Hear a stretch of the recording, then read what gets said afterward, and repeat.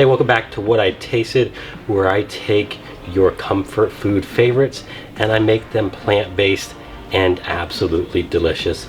Today, I'm recreating Jamie Oliver's Meatball Sub. It's gonna be absolutely fantastic. There's gonna be some small tweaks to it because of course I'm making it plant-based, where his is not. And you know, let's go ahead and jump right on in.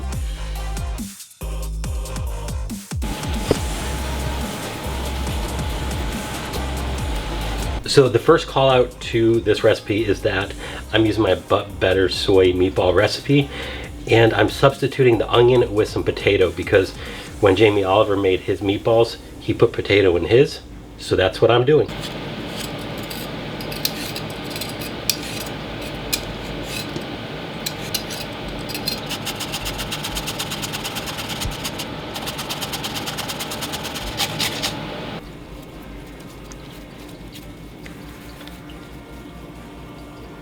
Alright, so that's about the size we're going for. About 2 tablespoons worth to get this size meatball. Alright, so basically I'm going to make all of these meatballs, but I'm going to leave about 2 to 3 meatballs worth into this bowl here because we're going to be making a sauce. And when it comes to the sauce, we're going to be adding some of this meatball mixture into that sauce. Okay, so I'm going to add a little bit of oil down, and I'm going to go ahead and just add the meatballs.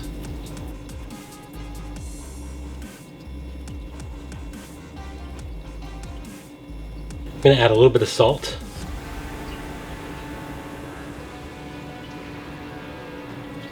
And I'm going to crack on a little pepper.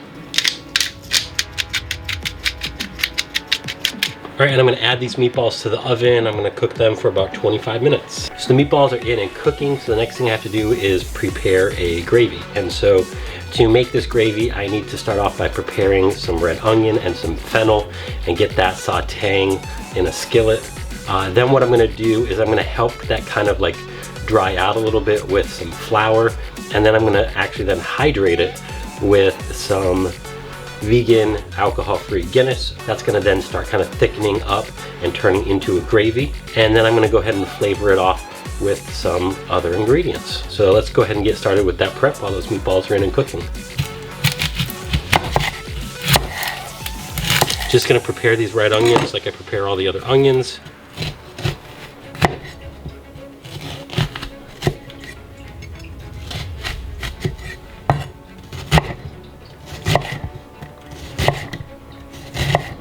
Alright, next up I have the fennel.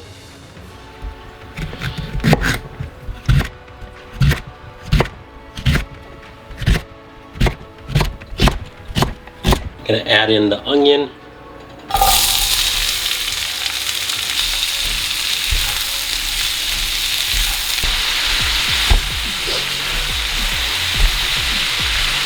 I'm going to add in the fennel.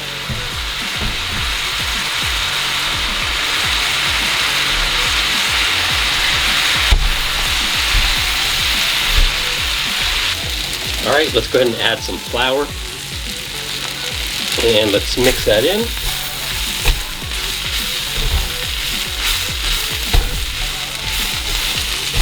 So this flour's, you know, dredging this onion juice that's built up.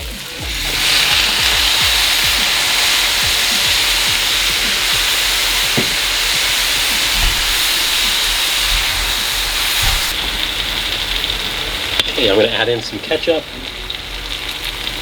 some mustard, some Worcestershire,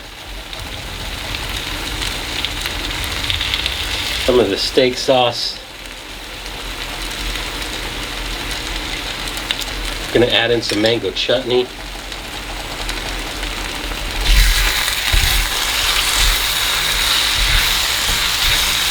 And some vegetable stock.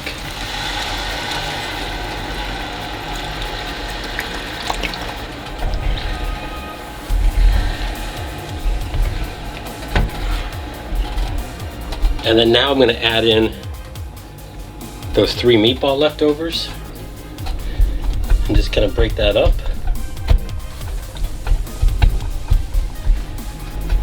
All right, and I'm gonna just let this cook for a bit. All right, I'm gonna hit this with a little bit of vinegar. And I'm gonna throw in some rosemary. We're gonna add the meatballs.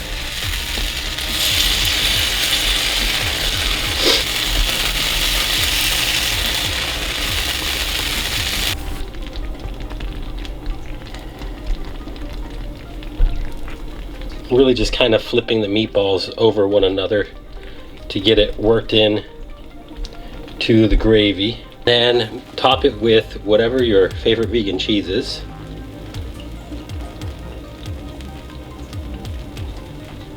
And then we're gonna go ahead and cover this back up.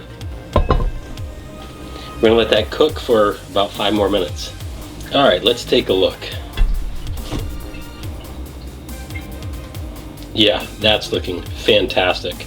All right, so I'm gonna go ahead and get some arugula and some bread rolls ready and plate this up. When it comes to finishing this up, I'm gonna take some arugula and put it in a heated bun. And I'm just gonna scoop out some meatballs and put it right in there. I'm going with arugula because it's similar to watercress. Oliver used watercress, which watercress is really great. You know, I did a quick search and like the CDC was showing that watercress was like 100% nutrient rich and the #1 like food as far as health is concerned. So I thought that was pretty neat. Arugula is pretty great as well. Loaded with antioxidants. It's definitely a super healthy, nutrient dense ingredient. So I'm going to go ahead and prepare that, and I'll see you back here in a minute to let you know what I think of Jamie Oliver's sub.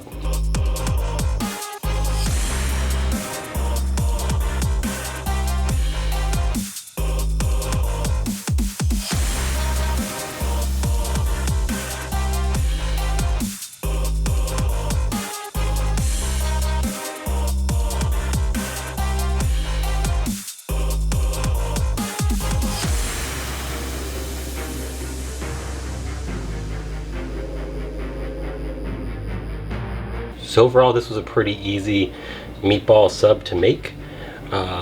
It looks fantastic. It smells great. You know, it's just a matter of, is this as good as it's made out to be? So all that's left is to try it out and for me to let you know what I think. Well, it's incredibly hot, but it's delicious. I think that the real takeaway from this is that all of these ingredients and this gravy, it's there to emphasize the meatball. So if you have a good meatball, this is a great sub. When you have the arugula, it adds that fresh but like peppery taste to it as well. So that's great. But overall, like this is good. It's, you just scoop everything right on the sub and you're done. So you don't have to worry about putting any separate tomato sauce or cheese or anything like that on there, because everything's all inclusive already. Scoop on, put your arugula on, put your watercress on there, whatever it is, and be done and enjoy. You know, he was dipping his meatball sub in the gravy. To me, I don't think it needs it because it's already so juicy enough and there's so much of that gravy on there when I loaded it up. It's just a matter of how you do it. If you get just the meatballs on there, absolutely dip it in. You know, but overall, this is good. Will I have it again? Absolutely. Is it the best meatball sub I've ever had? You know, I don't know. I haven't had a ton of meatball subs, but this is definitely really good. I definitely recommend you make this at home. It's gonna be enjoyable. Your friends, your family's gonna love it. So I mean, I guess overall, like, should you make Jamie Oliver's recipe at home? Absolutely. If you're plant-based, you should make mine, because that's the tweaks and edits in order to fit your dietary needs. But you know, it's time for me to prepare this for my family. So I'll see you again real soon as I take your favorite comfort foods and make them into plant-based delicious versions, because I'm your friend with food benefits, and I'll see you again real soon.